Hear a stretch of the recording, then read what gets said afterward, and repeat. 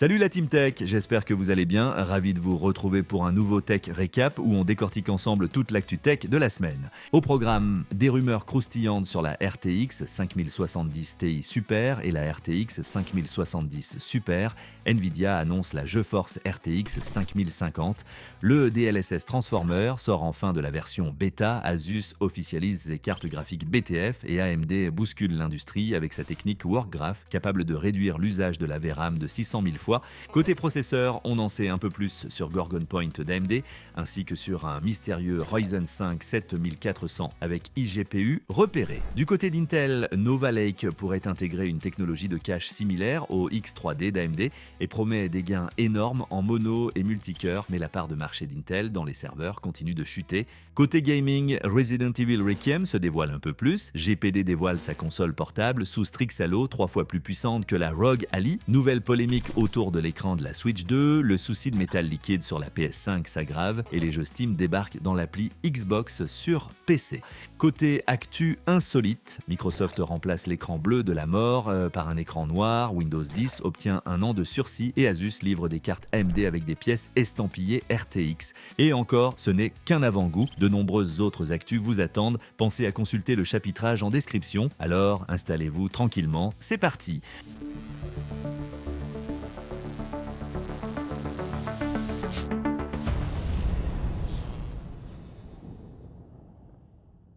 Juste avant de plonger dans le vif du sujet, comme d'habitude, je vous invite à faire deux petites choses qui aident énormément la chaîne. Un petit pouce bleu pour dire que vous êtes là et bien sûr l'abonnement si ce n'est pas déjà fait pour ne rater aucun des prochains contenus. Ça prend 2 secondes et pour la chaîne ça change tout.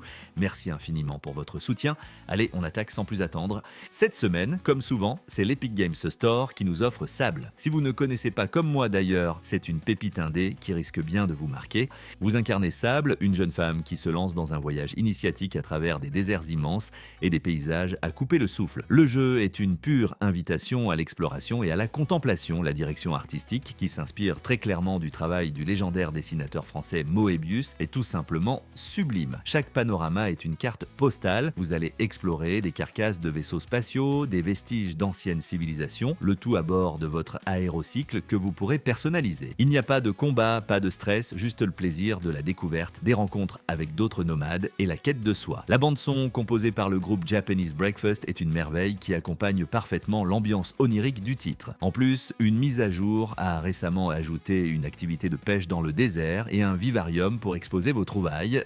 C'est gratuit jusqu'au 3 juillet sur l'Epic Games Store. Si ça vous intéresse, c'est clairement le bon moment pour le découvrir. On reste dans le monde du jeu vidéo avec la section Game Actu et on a du lourd cette semaine, à commencer par une licence que vous adorez tous.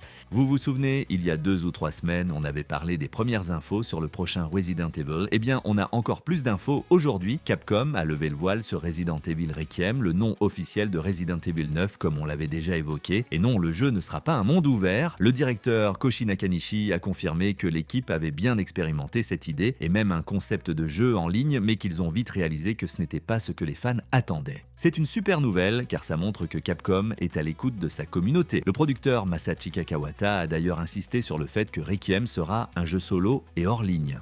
On a aussi eu un aperçu du gameplay et le jeu nous ramènera dans la mythique Raccoon City. On incarnera une nouvelle protagoniste, Grace Ashcroft, une agente du FBI décrite comme plus introvertie et craintive que les héros habituels pour que le joueur s'identifie mieux à elle. Mais attention, elle reste une pro et saura se défendre. Le jeu proposera à la fois une vue à la première personne pour une expérience plus horrifique et une vue à la 3e personne pour les fans d'action. Le titre Requiem a été choisi pour marquer une étape importante, un hommage à tout ce qui a précédé, sortie prévue pour le 27 février 2026. L'attente va être longue. Faisons un petit tour d'horizon des derniers lancements de jeux et tout le monde n'est pas logé à la même enseigne. Le grand perdant du mois est sans conteste Mind's Eye.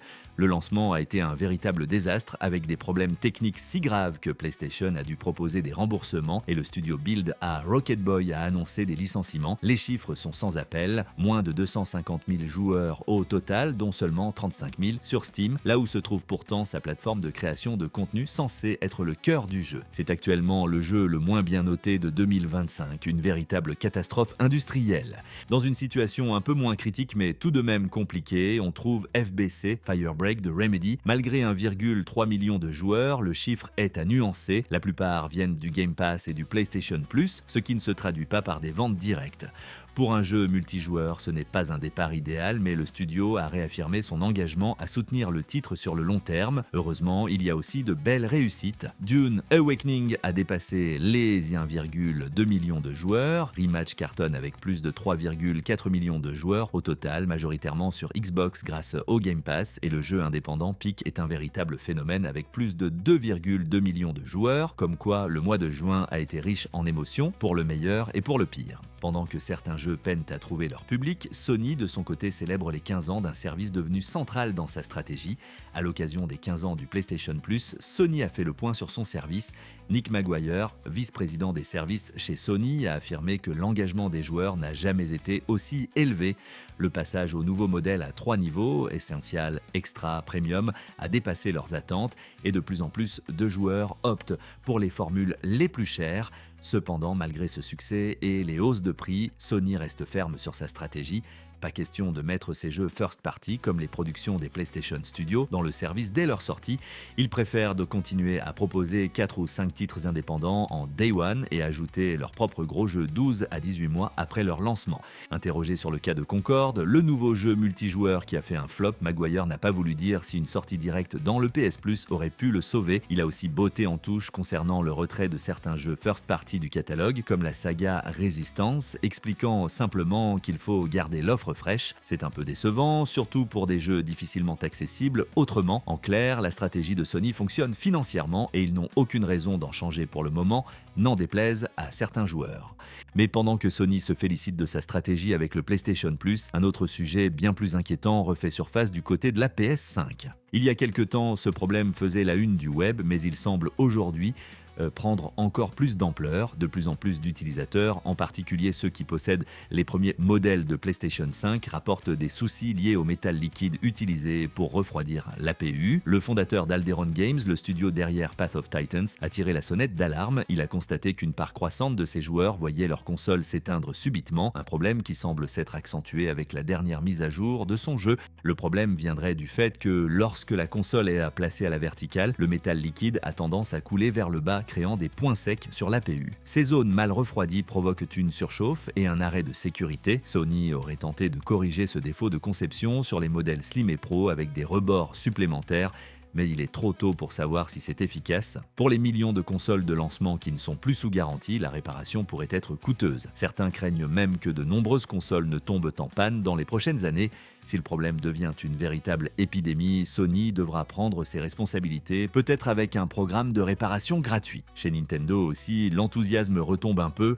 La Nintendo Switch 2 connaît un démarrage commercial fulgurant, mais les premiers tests techniques de son écran révèlent une grosse déception. Sur le papier, la console propose une dalle capable d'afficher du 120 Hz, une belle amélioration par rapport à l'original. Cependant, des analyses poussées menées par des experts comme Digital Foundry et Monitor Unboxed montrent que les temps de réponse de l'écran sont extrêmement lents, atteignant en moyenne 33 millisecondes. Pour vous donner un ordre d'idée, pour un affichage fluide à 60 images par seconde, il faudrait un temps de réponse inférieur à 16,7 millisecondes. Ici, on est au double, cela se traduit par un flou de mouvement très prononcé et une perte de détails dans les scènes rapides. Un comble pour un écran 120 Hz, c'est même pire que la première Switch. Les experts théorisent que Nintendo a volontairement bridé l'écran, probablement en désactivant l'overdrive pour préserver la batterie. Le résultat est une expérience qui peut sembler plus réactive grâce aux 120 Hz, mais au prix d'une clarté d'image sacrifiée. La bonne nouvelle, c'est que ce problème pourrait potentiellement être corrigé par une future mise à jour logicielle. Espérons que Nintendo écoutera les critiques.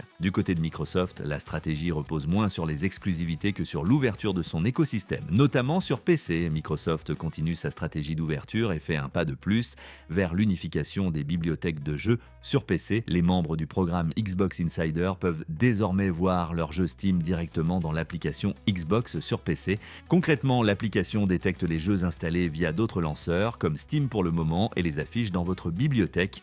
Vous pouvez même lancer ces jeux directement depuis l'application Xbox. C'est une avancée très appréciable en termes d'expérience utilisateur, même si elle reste limitée pour l'instant. En effet, vous devrez toujours avoir le launcher tiers, comme Steam, installé en arrière-plan pour que le jeu se lance. Ce n'est donc pas un launcher unifié, mais plutôt une bibliothèque agrégée.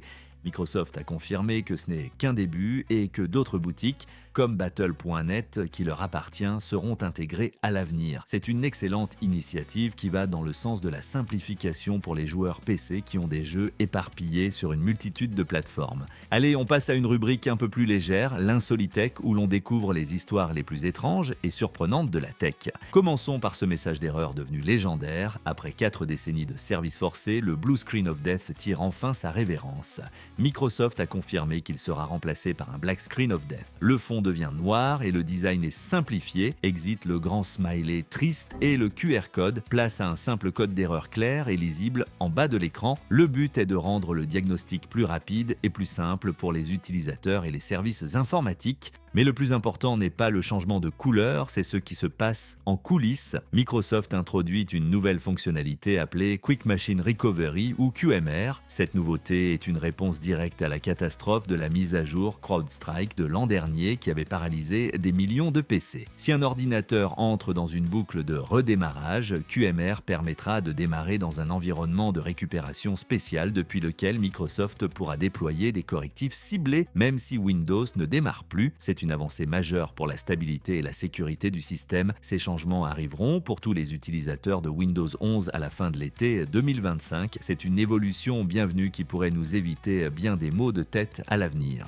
Toujours chez Microsoft, si vous êtes encore sur Windows 10 et redoutez la fin de son support prévu pour le 14 octobre 2025, eh bien Microsoft vient de jeter une bouée de sauvetage. Alors que l'on pensait qu'il faudrait payer $30 par an pour les mises à jour de sécurité étendue ou ESU, la firme de Redmond a annoncé de nouvelles options gratuites.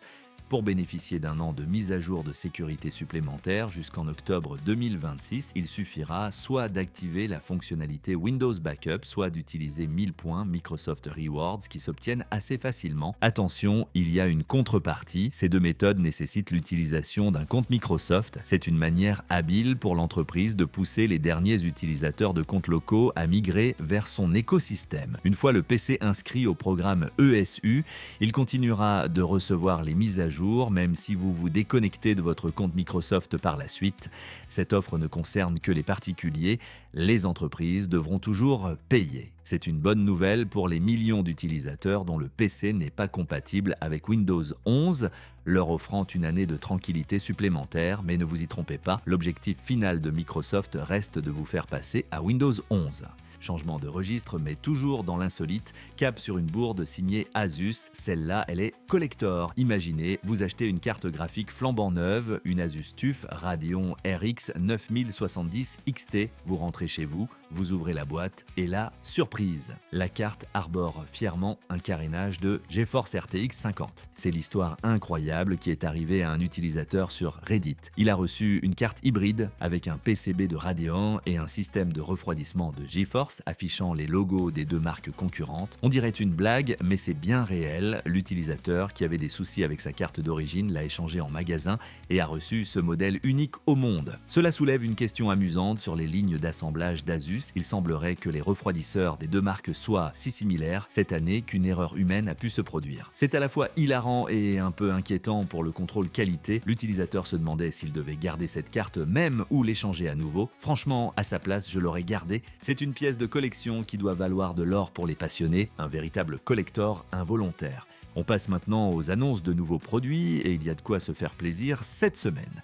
On commence par Cooler Master qui a officiellement lancé son nouveau boîtier Mini ITX, le NR200P V3. Pour les amateurs de configuration compacte mais puissante, c'est une excellente nouvelle. Cette troisième version du célèbre boîtier a été spécialement optimisée pour accueillir les futures cartes graphiques de la série RTX 50 de Nvidia. Sa principale particularité est son panneau latéral amélioré qui permet d'exposer fièrement sa carte graphique sur toute la longueur du châssis. Le design est entièrement tool-free, c'est-à-dire sans outils, avec des panneaux qui se clipsent magnétiquement, ce qui facilite grandement le montage et la maintenance. Autre point crucial, le boîtier est livré avec un câble Riser PCI Express 5.0, indispensable pour le montage vertical de la carte graphique. C'est important car on sait qu'il y a eu des problèmes de compatibilité avec certains Riser sur les cartes RTX 50. Cooler Master a même utilisé des visuels de son propre design de refroidisseur RTX 50 pour la promotion, même si on ne sait toujours pas s'ils vont le commercialiser un jour. Le prix n'a pas encore été annoncé, mais pour les fans de SFF, c'est un boîtier à surveiller de très près. Après le boîtier compact, cap sur les moniteurs intelligents avec la nouvelle gamme Samsung. Samsung a mis à jour sa gamme de moniteurs intelligents avec 3 nouveaux modèles de 32 pouces et il y en a un qui sort vraiment du lot. Le nouveau fleuron, le Smart Monitor M9, abandonne la dalle VA pour une magnifique dalle QD OLED 4K. C'est une montée en gamme spectaculaire. Il propose un taux de rafraîchissement de 165 Hz, un temps de réponse de 0,03 millisecondes, une compatibilité G-Sync et des technologies pour éviter le burn-in. Il embarque aussi une webcam 4K intégrée et des fonctionnalités intelligentes dopées à l'intelligence artificielle pour l'upscaling et l'optimisation de l'image. Bien sûr, tout cela a un prix, 1599 $. Les deux autres modèles, le M8 et le M7, restent sur des dalles VA 4K à 60 Hz, mais bénéficient de fonctionnalités logicielles améliorées grâce au système d'exploitation Tizen. Le M8 conserve une webcam amovible, tandis que le M7 n'en a pas. Côté prix, on est sur 699 $ pour le M8 et 399 $ pour le M7. Avec cette nouvelle gamme, Samsung propose des solutions pour tous les budgets, mais c'est clairement le M9 QD OLED qui fait rêver et qui vient chasser sur les terres des moniteurs gaming haut de gamme tout en gardant son aspect Smart TV. Après Samsung, place à Asus qui mise sur la compacité. Asus mise sur un design compact et performant avec sa GeForce RTX 5060 Low Profile LP BRK OC Edition. LP pour Low Profile bien sûr et BRK pour bracket car Asus a la bonne idée de livrer la carte avec deux équerres, une de taille standard et une Low Profile. C'est un excellent point pour la compatibilité. Cette carte embarque donc une puce RTX 5060 avec ses 3840 cœurs CUDA et 8 Go de GDDR7 et elle est overclockée d'usine. Petite anecdote amusante, Asus s'est planté dans sa fiche technique initiale en indiquant qu'il n'y avait pas de connecteur d'alimentation alors que la carte nécessite bien un connecteur 8 broches. Comme quoi même les plus grands font des erreurs. Autre détail, elle n'a pas de backplate, ce qui n'est pas un problème sur une carte de cette taille et peut même aider à l'installation dans des boîtiers très étroits. C'est une excellente nouvelle pour ceux qui veulent un maximum de puissance dans un minimum d'espace. Et dans la foulée, Gigabyte entre en scène avec sa propre version Low Profile, à peine la RTX 5050 annoncée et les partenaires de Nvidia dégainent déjà leur modèle custom. Gigabyte a été le premier à surprendre son monde en dévoilant une version Low Profile de la carte, c'est-à-dire une carte de faible hauteur conçue pour les boîtiers très compacts. Mais le plus étonnant, c'est que cette petite carte est équipée de 3 ventilateurs, c'est assez inédit pour une carte de cette gamme et de ce format. Ce modèle n'est pas overclocké d'usine, il respecte donc les spécifications de référence de Nvidia. Malgré son format réduit, la carte conserve ses 4 sorties vidéo, ce qui est un très bon point. Gigabyte a également annoncé 2 autres modèles plus classiques, une version gaming OC avec 3 ventilateurs et une WindForce OC avec 2 ventilateurs. La disponibilité est prévue pour la mi-juillet, en même temps que le reste de la gamme RTX 5050. Cette version low profile est en tout cas une option très intéressante pour ceux qui veulent monter un mini PC de jeu discret mais capable. On entre maintenant dans le vif du sujet avec les grosses news tech de la semaine. Attention, tenez-vous bien, car ce qui suit pourrait bien être un aperçu du futur du jeu Nomad. Un prototype de console portable de la marque GPD a fuité et il embarque ce qui se fait de mieux chez AMD, un APU Ryzen AIMAX Plus 395, nom de code Strix Hello, et c'est un monstre absolu. On parle d'une puce avec 16 cœurs, CPU Zen 5 et surtout une partie graphique Radeon 8060S dotée de 40 compute units RDNA 3.5. C'est plus du double de ce qu'on trouve dans les meilleures consoles actuelles comme la ROG Ally. Le résultat, un score graphique sur 3D Mark Time Spy qui atteint 10 366 points, soit environ 3 fois les performances d'une puce Strix Point classique. C'est une puissance de feu absolument colossale pour un appareil de cette taille. Le nerf de la guerre, c'est la consommation. Strix Halo est prévu pour 120 watts de TDP. Un tel niveau de puissance thermique est habituellement réservé à des ordinateurs portables de type workstation haut de gamme, souvent très épais et bien ventilés, ou à des mini-PC compacts ultra performants comme les NUC Extreme. Mais la bonne nouvelle, c'est que ce processeur peut être bridé entre 20 et 25 watts tout en restant bien plus performant que la concurrence. Bien sûr, ce n'est qu'un prototype qui ne verra peut-être jamais jamais le jour, et s'il sort, attendez-vous à un prix très élevé. Mais ça fait rêver. Côté affichage, le HDMI 2.2 passe à la vitesse supérieure. Le HDMI Forum a officiellement finalisé les spécifications de la norme HDMI 2.2 et c'est un bond de géant. La nouvelle norme double la bande passante maximale par rapport au HDMI 2.1, passant de 48 gigabits par seconde à un impressionnant 96 gigabits par seconde. C'est plus que le DisplayPort 2.1 et ses 80 gigabits par seconde. Concrètement, cela ouvre la porte à des définitions et des fréquences d'image folles. On parle de 4K à 240 Hz, de 8K à 120 Hz et même de 16K à 60 Hz sans compression. Pour éviter le chaos des câbles HDMI 2.1 qui n'étaient pas tous compatibles, le HDMI Forum impose une nouvelle certification obligatoire, Ultra 96. Les fabricants devront faire tester chaque longueur de câble individuellement et le logo Ultra 96 sera imprimé directement sur le câble pour une identification facile.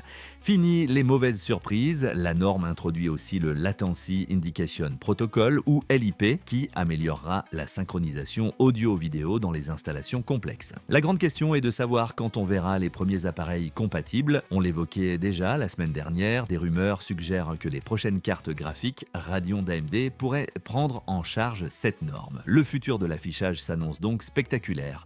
Et puisque l'on parle d'affichage, LG sort l'artillerie lourde pour les gamers exigeants. LG Display, un des leaders mondiaux des dalles, a annoncé être entré en production de masse d'une nouvelle dalle OLED de 27 pouces pour moniteur qui promet d'être la meilleure du marché. Grâce à sa technologie de 4e génération Primary RGB Tandem, cette dalle atteint une luminosité de pointe de 1500 nits, ce qui est exceptionnel pour de l'OLED, tout en offrant un taux de rafraîchissement de 280 Hz. Mais ce n'est pas tout, LG a également révélé être sur le point de dévoiler une dalle OLED Quad HD avec un taux de rafraîchissement hallucinant de 540 Hz. C'était considéré comme une barrière quasi infranchissable, mais ils ont réussi grâce à un nouvel algorithme propriétaire. Cette dalle disposera également de la technologie DFR, Dynamic Frequency Resolution, qui permettra d'atteindre 720 Hz en résolution HD. Avec un temps de réponse de 0,03 millisecondes, ces moniteurs offriront une clarté de mouvement inégalée, parfaite pour les jeux ultra rapides.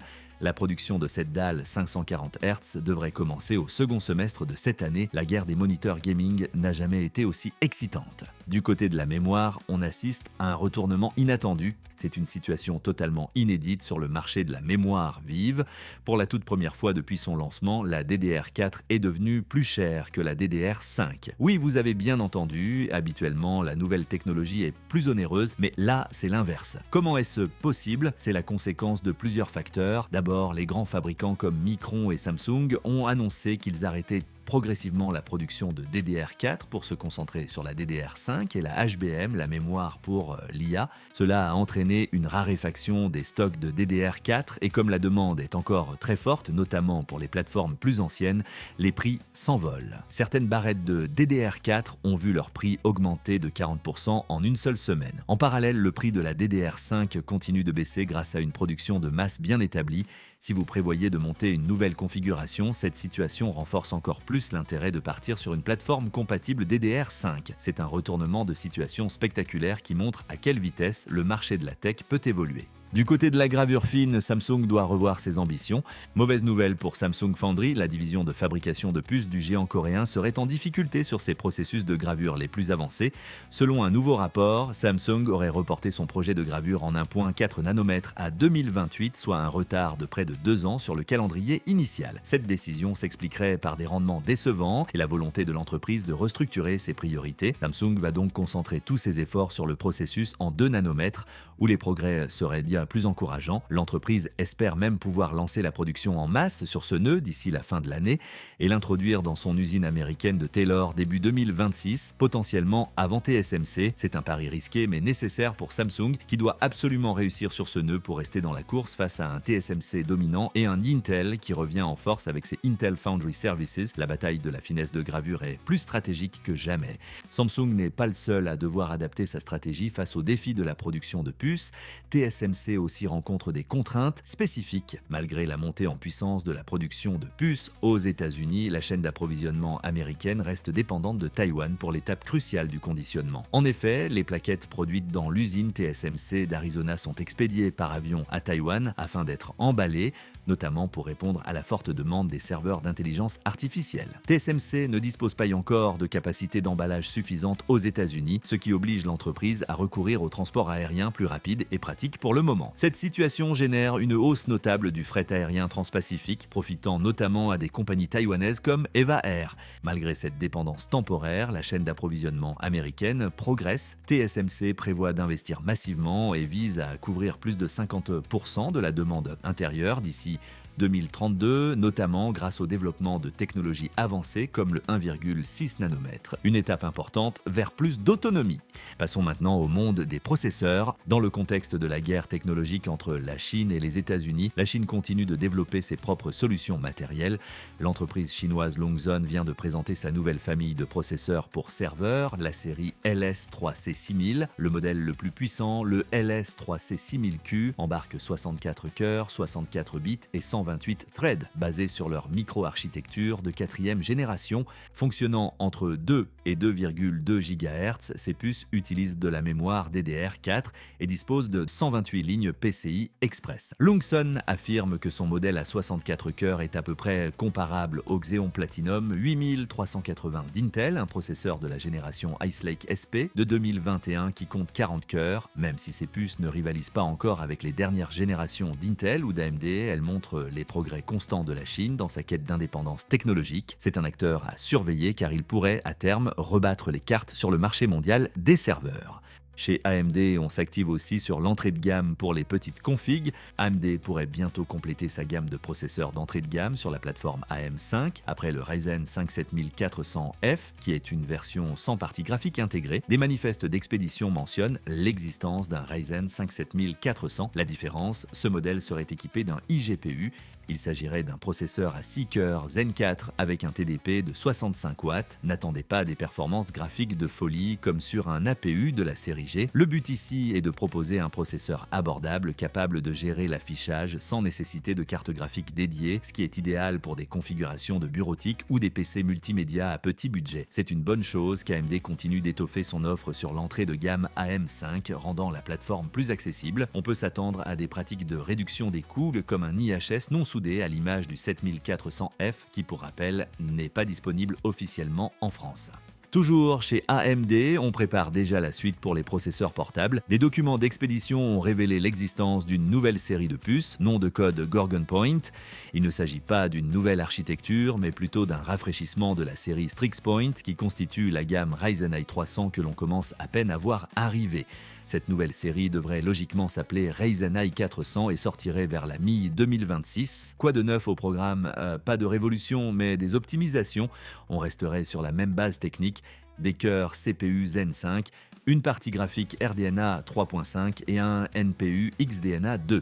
Les changements viendraient d'une légère augmentation des fréquences de boost qui pourraient atteindre 5,2 GHz sur les modèles les plus performants contre 5,1 GHz actuellement. AMD en profiterait également pour élargir sa gamme avec de nouvelles références en Ryzen 5 et Ryzen 3 pour couvrir le segment de l'entrée de gamme. C'est une stratégie classique de rafraîchissement pour maintenir la compétitivité de l'offre en attendant la prochaine grosse évolution architecturale. Côté serveur, la tendance continue à s'inverser entre Intel et AMD. La domination écrasante d'Intel sur le marché des processeurs pour serveurs n'est plus qu'un lointain souvenir. De nouvelles données montrent que la part de marché d'Intel en termes de revenus est tombée à environ 63%, alors qu'elle était proche de 100% il y a quelques années. Le grand gagnant de cette histoire, c'est bien sûr AMD. Grâce au succès phénoménal de ses processeurs épiques depuis l'arrivée de l'architecture Zen, AMD capte désormais environ un tiers des revenus du secteur. Les retards et les problèmes de production des Xeon Sapphire Rapids d'Intel n'ont fait qu'accélérer cette tendance. Et ça ne devrait pas s'arrêter là. Les analystes prévoient qu'en 2025, la part de revenus d'AMD pourrait atteindre 36%, tandis que celle d'Intel chuterait à 55%. Il faut aussi compter sur un troisième acteur, les puces basées sur l'architecture ARM, qui grignotent des parts et pourraient représenter 9% des revenus l'année prochaine, notamment grâce aux géants du cloud qui cherchent des solutions plus économes en énergie. La bataille pour le contrôle des data centers compétiteur est plus féroce que jamais et l'hégémonie d'Intel est clairement menacée. Et pour tirer un maximum de performance, Gigabyte lance un nouveau mode boost impressionnant.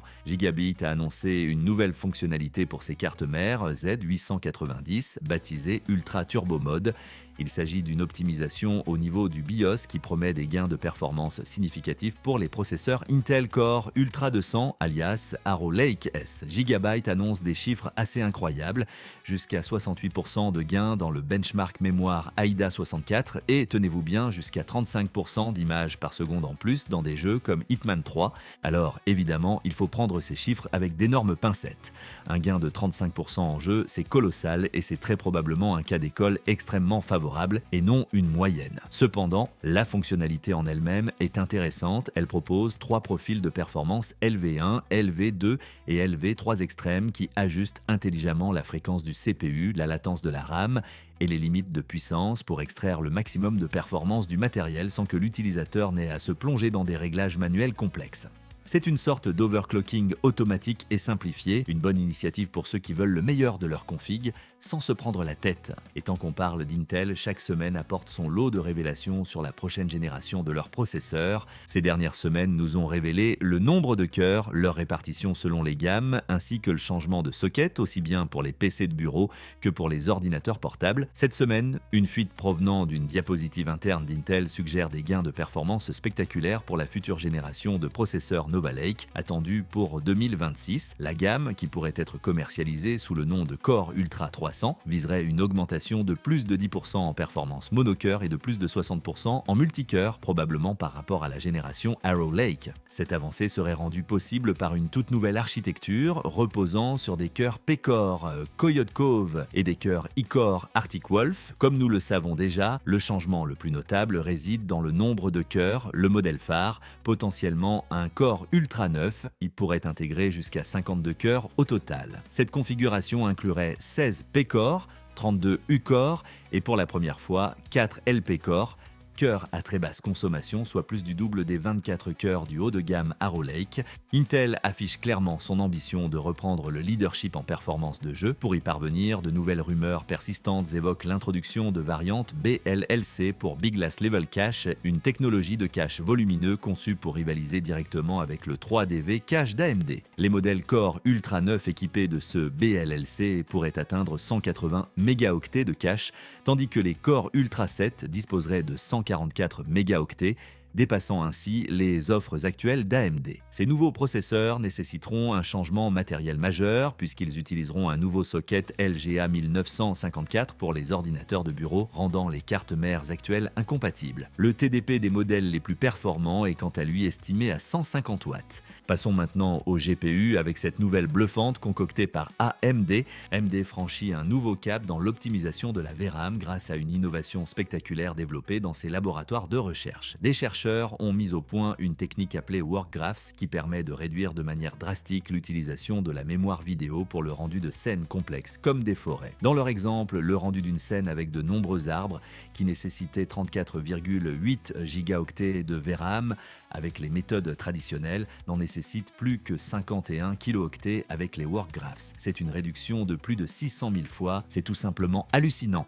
Comment ça marche? Au lieu de stocker toutes les données géométriques complexes des arbres en mémoire, la technique consiste à les générer à la volée directement sur le GPU en utilisant un ensemble de règles et en répartissant le travail entre les différents shaders. C'est une approche procédurale beaucoup plus efficace. Cette technologie n'est pas encore intégrée dans les jeux, mais elle montre une voie très prometteuse pour l'avenir du rendu 3D où l'optimisation logicielle deviendra aussi importante que la puissance brute du matériel.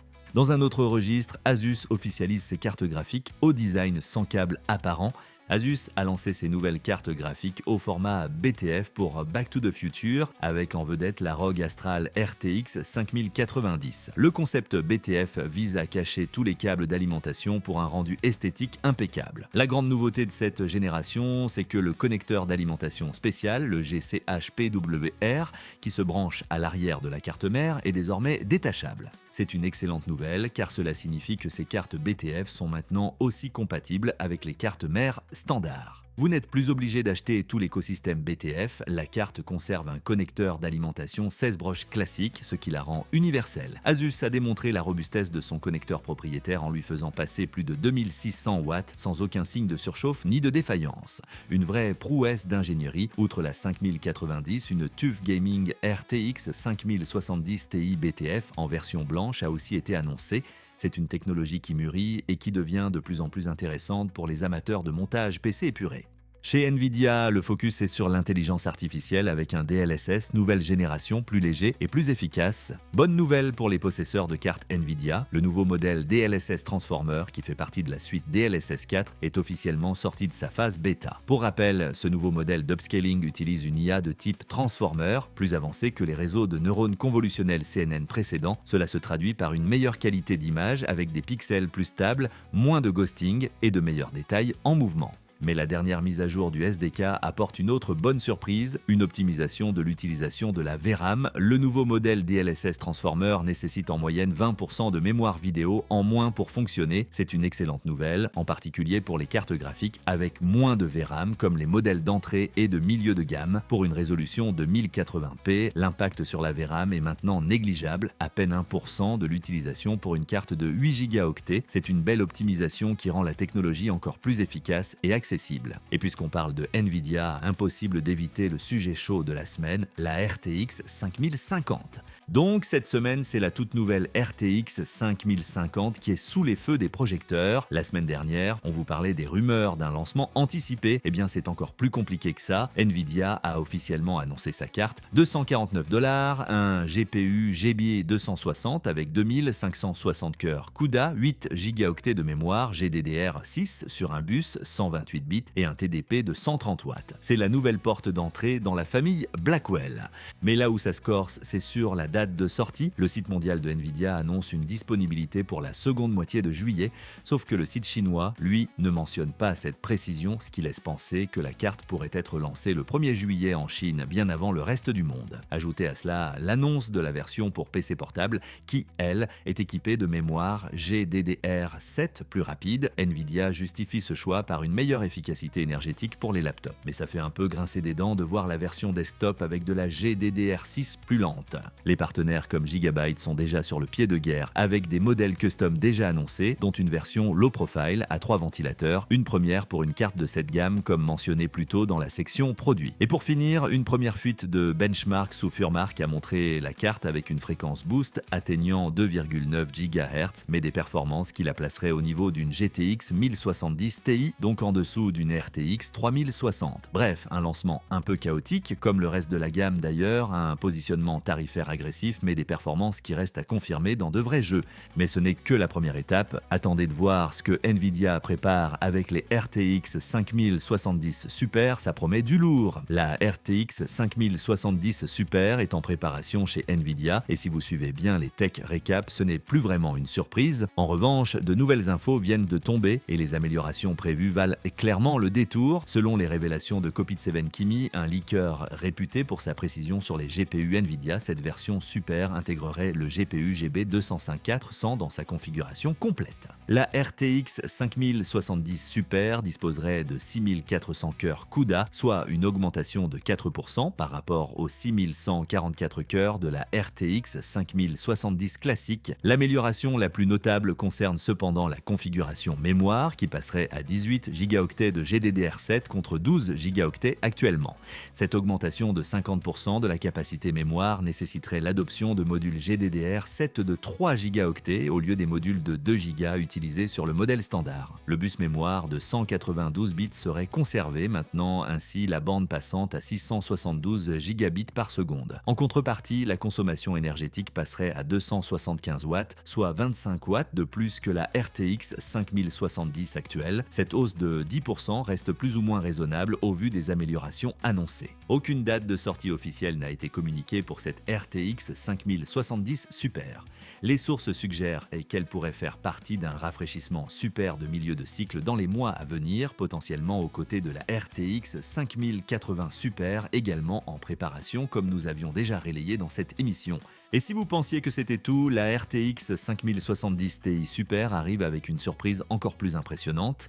Nvidia étendrait sa gamme Super avec une RTX 5070 Ti Super équipée de 24 Go de mémoire GDDR7. Cette révélation de Copy 7 Kimi, oui encore lui, confirme que le constructeur suit la même stratégie que pour la série RTX 40, où les modèles 4080, 4070 Ti et 4070 avaient tous reçu des versions Super. La RTX 5070 Ti Super conserverait le même nombre de cœurs CUDA que le modèle standard, soit 8960 unités basées sur le GPU GB 203-350. Cette approche rappelle celle adoptée pour la génération précédente, où les améliorations super du niveau de la gamme 70 Ti étaient principalement axées sur la mémoire plutôt que sur les performances de calcul brut. L'augmentation majeure concerne la capacité mémoire qui passerait de 16 Go à 24 Go grâce à l'utilisation de modules GDDR7 de 24 Gb, 3 Go.